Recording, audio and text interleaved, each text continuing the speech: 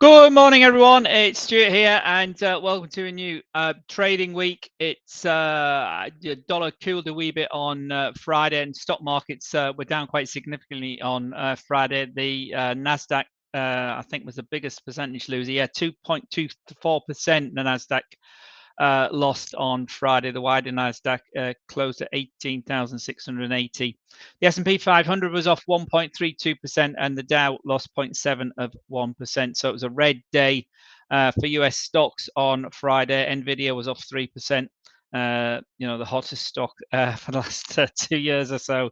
Palantir was up 11% on Friday. Some significant volatility, obviously, since the successful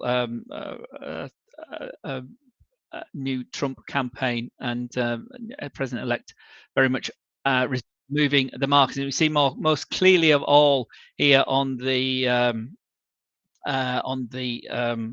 me just get this chart a wee bit bigger. You don't want to see all my ugly mug, do we? There we are. On the gold chart. So the rally we got to here towards the end of October at 27.85, huge sell-off post-election, and we continued to decline last week. Interestingly, we went into we broke a key level at the 2600 level last week. And we went into the next key support level here on the daily time frame. You see this here, taking us back to the middle of October, as the rally was just about to get going again, having breached this other key level here at 25.20. But these are the three key levels for gold traders this week to look at. And this is from last week. Obviously, I put this on our webinars last week. So the breach of 2600 happened on Wednesday. Big down day on Wednesday. Hang on a minute. Is that? Wednesday it was. Of course it was. Friday. Rather in sort of a tight doji range. Although we did spike lower. And we did spike a wee bit high, but we just held on to this other key support level, which we'd seen here. This is the other line we'd put in earlier in the week, and so we did get to that at 25.60. Again, takes us back to the beginning of the middle of September, this one. And then you can see here, this big resistance line here, the psychological 2500, 2020 range. So the 2520 range was proved the top here for 2 weeks, best part of a month, really here. We couldn't get over it, and then we had that big up leg on the 12th of September following the US inflation data, and off we rallied to 27.85. So we've come down as ever, more aggressively, obviously accelerated by the result of the election. And so the next big line in the sand, 25.20. Can we hold 25.60 this week? And can we get back to 2600? They're the three key levels on a daily time frame, also on a bit significant on a weekly time frame for all you gold traders, my friends. So any questions, please stick it in the chat box, and I'll get into anything particularly you're interested in. But as you can see here, big down leg for gold. So far today, though, we've actually jumped quite significantly here on the 15-minute intraday time frame for gold. So there's our start of the trading day. Was just about here, wasn't it? So we've rallied on the morning Asian Open. We dipped a wee bit ahead of at the early part of the European trades, but we're now back a bit higher. We've tested our daily high again, so that's the target. I recorded this earlier actually, but it hasn't uploaded for some reason. I'm doing it again now. This 15-minute chart triggered long here, and the ATR of about $3 and a bit. I know you probably don't believe me, do you? But it is there. Hopefully it might appear. But there we go. We got to Friday's high again, and then we come back. So that's enough of a bid there. We've taken that $3.5, $4 out of that one on this bid. But it's still bid here. The parabolics are still up. The signal line is sort of struggling a wee bit. The MACD line, sorry, not signal line. So we came down in the last 15 minutes, having got to 25.97, our sort of target area. And it's rolled over a bit, but we'll take some money out of that. Or this system would have taken some money out of that on that 15-minute time frame. I'll have a quick look at silver as well. I'll go through all the major assets. Good morning, Thorns. Hope you're well. assets. If Thorns, actually, I think you might be the only one here. You're the only one that's talking to me. If you've got a particular asset, let me know, and I'll stick it on the box. But as I say, for the week ahead, they're the 3 key levels we want to be looking at for gold, and there's the 2 levels, so 2560 and 2600 here on this 15-minute chart. We've had a positive start for gold so far this week. Silver quite often correlated, but we're back over the key $30 for silver. If we just go to the daily time frame. So again, another one that's topped out the end of October and declined, and obviously there's the election day, 6th or post-election day, and down we go into $30 a barrel. $30 for silver, a key round number, and we've bounced a wee bit off that as well. So $30 is a big support area, but the trend remains very much the downtrend, as it does with all the commodities, as the dollar has improved very significantly. If we just go to the index, you can see how the dollar's cooled a wee bit on Thursday, Friday. If we look at the dollar index, we've got the indexes, and look at the dollar itself. That's the daily time, is that right? Daily time frame for the US dollar index. Yeah, it's hang on a minute. Cooled on Friday, and again a wee bit cooler this morning. So the 107 the 107 level we never quite got to, 106.60. So we've got these lines are from the hourly time frame. Let's go back to the hourly time frame. See it a wee bit better, perhaps. There we are. So there we are. You can see it topping earlier in the week, and then we've sort of been down Thursday, Friday, and we've got this sort of a narrowing wedge. So we've got this sloping trend line to the downside from the top here that where we couldn't quite get to 107 earlier last week. We do have quite a significant floor here at the 106.30 level, so just above 106 as well. So we've got this descending triangle. Flat bottom. So if we breach this, we could move another 100 pips, 100 level pips to the downside. We saw this big up candle here on the 13th of during the 13th of November on this hourly. This is on the hourly time frame to the downside. So dollar remains relatively strong. That last unabated leg here on if we just do this little fib rally on this hourly chart. Remember, obviously the lower time frames are less significant, but here we are, as if by magic, the 23.6 first fib level has proved that support, as you can clearly see at that 106.30 level we've just talked about. So for the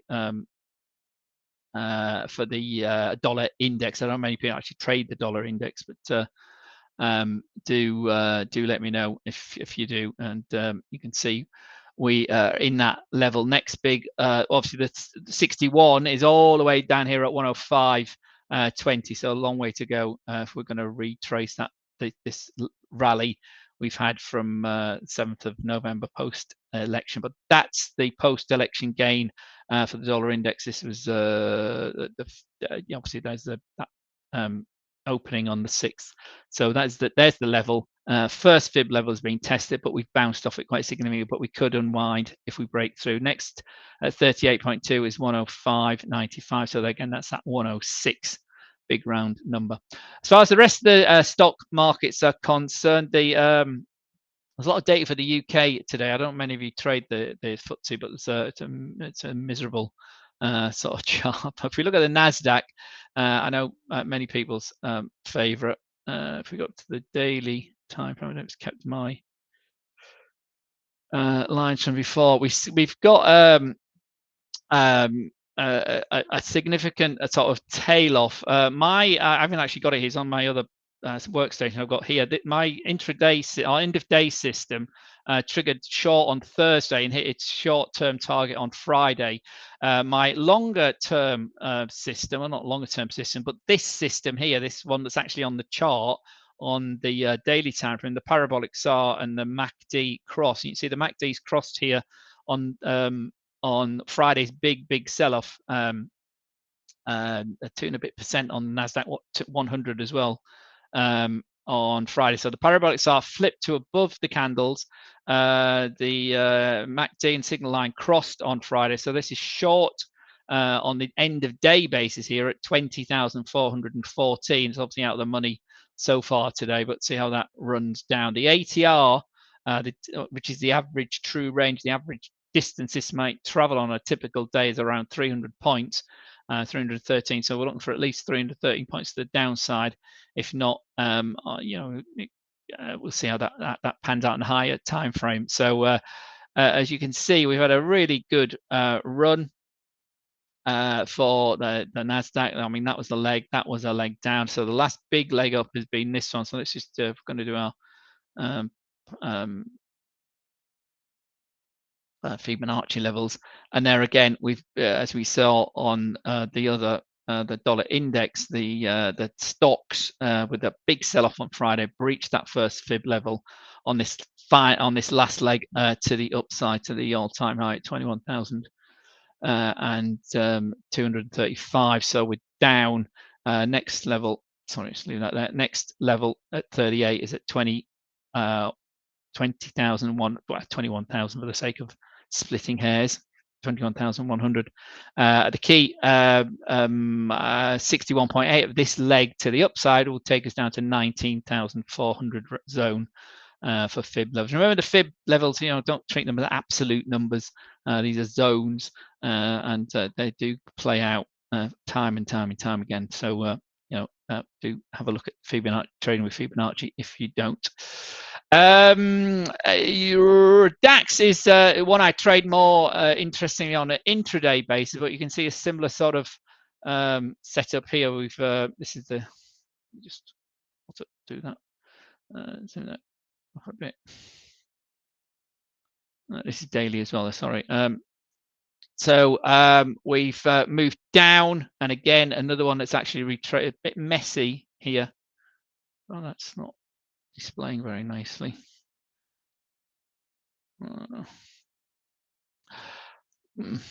Moved down, but we've bounced a wee bit last week as well. So we're back to the 38 over the 23, 38. Check that down to the hourly chart. That's a mess on there. Just keep the fib levels. Let me just reset that. Just bear with me a second. There we are. So there's our hourly levels for on the higher time frame fib levels on the daily time. So that was our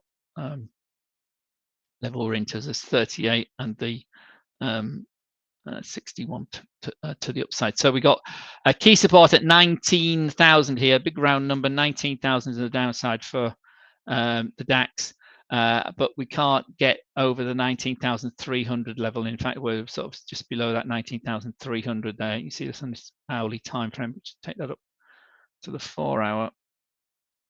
19,000 big support, 19,300 the resistance level. There we are. It's very messy, very choppy. There's that. There it's that the decline from the top in October to the floor here on the week or so after the election, and then we've bounced a wee bit from there. But the overall trend, which we saw on the daily, which was a bit messy, sorry, when I first brought it up, remains to the downside. And you see the parabolic stars flipping around there, but you can see here the MACD still descending. So the European stocks, led by the DAX, the FTSE is equally messy, but again biased to the downside. You can see the signal line here on the MACD, and the signal line continues to decline. There's a bit of a bounce here from the descent into 8,000 that we saw last week. We did actually point under it, but there was clearly some buys. But again, the bounce up has been very, very weak candles. Look at the size of the candles going up in the last 3 or 4 days compared to the down move we had post US election and post the UK data, and obviously the UK budget on the 30th. But lots of volatility, obviously, on the on post-election day for FTSE. So 8,300 was that intraday high, but we still, as I say, buy to the downside on a higher time frame for the FTSE. Where do we start? We start with gold, then we're going backwards now. If we look at the major crosses, dollar remains strong, but there's some evidence of that maybe slowing down. So let's have a look at the Aussie. Aussie's been down and into the 64.50 zone the last couple of days. 64.50, 56 at the moment. So you see again, strong dollar, and that was obviously before any election announcement. So we had a weak October for the Australian dollar. There's election day. There's election day, the 6th. Aussie ticked up, but the worry about tariffs and trade tariffs in particular impacting China and Australian imports and exports into the US, and so we continue to unwind. The Australian central bank still remains relatively dovish, and so we're down here at 64.50 on the for last week. So that's a key support area for Aussie traders. Similarly, the CAD has been under immense pressure because of political uncertainty and the unwinding in the oil price. Here on the daily time frame, you see we're over 140, and we just had to go at 141 as well. So this remains solidly bid. The bit of a dip here post-election, but around the election, lots of volatility, but we've had 1, 2, 3, 4, 5, 6, 7, 8 consecutive positive days for dollar CAD, and it doesn't look like it's running out. Well, it's difficult to say because this is today, but certainly on Fridays was the candle was less robust than Thursday and Wednesday. See the smallest of the candles, but we'd started off quite small last week as well. So we had a strong week for dollar CAD to the upside. 141 current resistance, and that might prove sticky as we go forward. We've got the weekly to see how. So I should assume this to see when we were. No, let's go to the weekly to see when we were last up at 141 for dollar CAD. That was a long time ago, which takes us back to May 2020. Is it that long ago? I didn't realize it was that long ago. So it's a 4-year plus high for dollar CAD. So some profit taken, maybe taken there. But look at the strength of the post-election week for dollar CAD, and the weakness in the oil market has only exacerbated that, and obviously the political shenanigans going on in Canada at the moment as well. So it's been a strong 6 weeks, as you can see there, or more for dollar CAD to the upside. So that remains firmly bid on the higher time frame to daily, and the weekly dollar CAD very much bid. The two key safe havens, the Swissy and the yen, not favouring much better, to be honest. Obviously, dollars very much bid.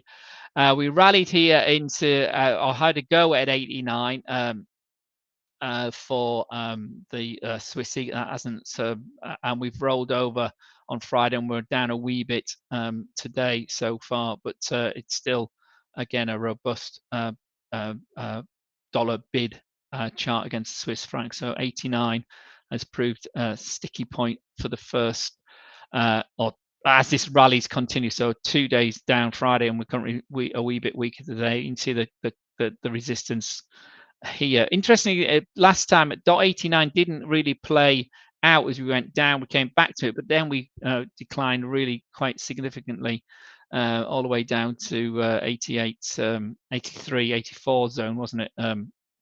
During September, this zone here, 84. But the last leg up post-election has been, is still in play for the Swissy. The yen, on the other hand, lots of shenanigans again on Friday out of Japan, unwinding. If we go back to the 4-hour time frame, these fib levels were put on early on my previous broadcast. So, there we are. So that's the last dollar yen leg up here. Just after the election. So a low was just here around 52. So 152 to 157 has been the big move, or 156.78, 75, and then we unwound quite significantly, or as I say, on Friday in particular.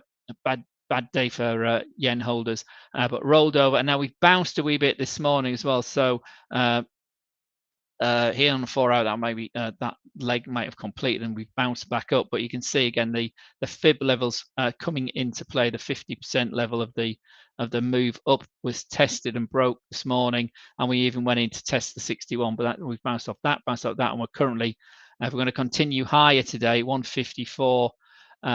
95, which takes us to obviously the big round 155. So 152 is our low. 155, we need to break back high if we're going to then go and test the upside to the 157 level for dollar yen going forward this week. Obviously, they're consequently on the downside is the 154 area, and the next fib level would take us to 153 to the downside for dollar yen.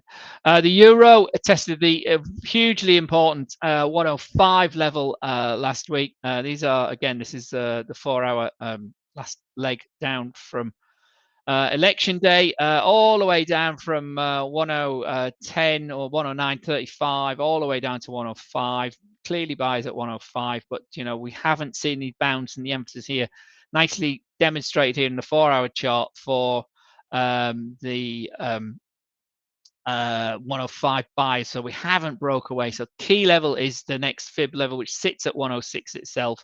105 is the floor, 106 is the level. So we're in a big old channel, 100 pip channel. So play the ranges there on mean reversion type style. So far, the 4 hour is a little bit here from early on Friday morning, but it hasn't gone anywhere, has it? You can see how it's it triggered long here around about 6 o'clock. No, on the night before Thursday, but it rallied initially, and it's come back, so it's not gone anywhere. You're sort of probably just about in the money on that 4 hour trade on the euro, but 105 is big old floor. Many last week were talking as this decline was continuing. Many were talking about parity, but parity, 1 to 1 for euro, still a bit of a step away. And will the dollar improve that much? Will it unwind that much as well if these Trump trades or these Trump plans on tariff caps and falling out with his trading partners continues to push forward? So and how inflationary are these Trump policies going to be? We'll see. Obviously, last week Powell's continued to, suggested he was ruling out a December rate cut, so that cooled the rally we'd had in the dollar. And finally, sterling, again, like the euro, very, very similar chart, as you can see here, from the top at around about 130.50 all the way down to 126 last week, continues to decline. So the move down is still in place. Really, it's this fib. In the 4 hour, it sort of found some support, but it found some support there, and so we could still continue to decline. If we go to the daily time frame, that's very much still in play, isn't it? That's not a bounce level. It's still down. So on the daily time frame, that's still got perhaps somewhere to find. But as you can see, 126 is a big round number, and it's also a technical level which we found. Hence, we've at the end of June here, you can see here, 4, 5, 6 days holding at 126 to the downside on its daily time frame. So the legitimacy of that Fed of that Fibonacci leg is probably still a legitimate one, we can argue. But as you can see here, so I've extended now, we did get to 123 here during the end of spring, beginning of the summer, in the end of April. So rule nothing out. The trend still looks set technically, and still to see what actual policies come into place. Obviously, there's still 2 months before, or the best part of 2 months before President-elect Trump becomes President Trump, and these policies start getting put in place. Really interesting article I read in the Economist over the weekend about he's on a win-win. Some of these sort of very light political experienced people he's got in place, people like Musk and the Tully Gaspari, one of the trade members, and some of his foreign policy members.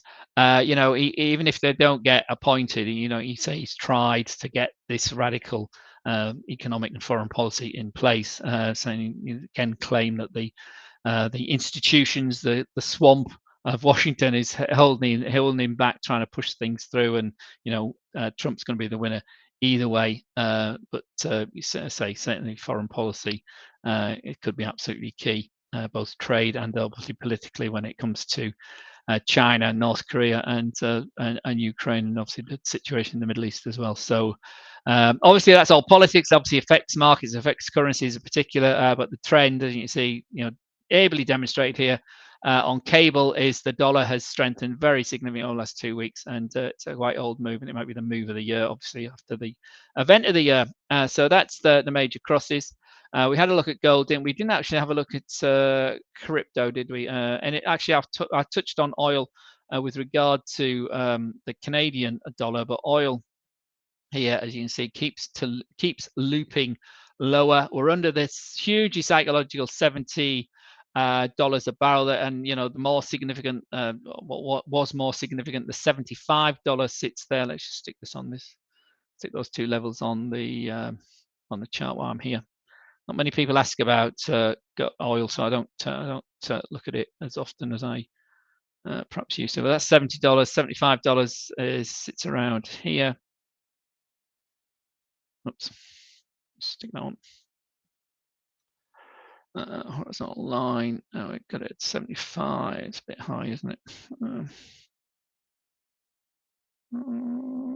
That's close enough, isn't it? 75, 97. There you can see the pivot that those key levels have. So 67.60. So you can see last week we went to this low of 66.90. So we went under 67 itself, and not to rule out that intraday low there at the beginning of September when we went to 65.50 for US WTI, US oil WTI, West Texas Intermediary. At 65.50, so that can't be ruled out again, as we've sort of weakened again last week for oil. And finally, for the charts, we'll have a look at Bitcoin. The cryptos obviously had a bit of a bid, a huge bid, a bit of a bid, as an understatement, isn't it? From the Trump election victory. There we are on our daily time frame. I'm not sure why that blue line's in there, but it might be from last week, I would guess. But huge rally, new all-time high at 93,500 for Bitcoin, the leading crypto currency. Still bid, a bit of a cooling on Thursday, Friday, but certainly big support for crypto now at 87,100. Call it 87,000 is the big post-election support zone. And 93.50 is our high. So we're consolidating at highs, which is always quite positive for charts. The volatility has cooled down a wee bit. As you can see in the ATR here, it's rolled over. But that's your support, Bitcoin traders on an end of day basis. I don't mean you trade it on a daily basis, or on an end of day basis, but 87,500. And obviously the top new all-time high, 93,500, the top. So, but again, biased to the upside. So let's just finish with the calendar and the week ahead.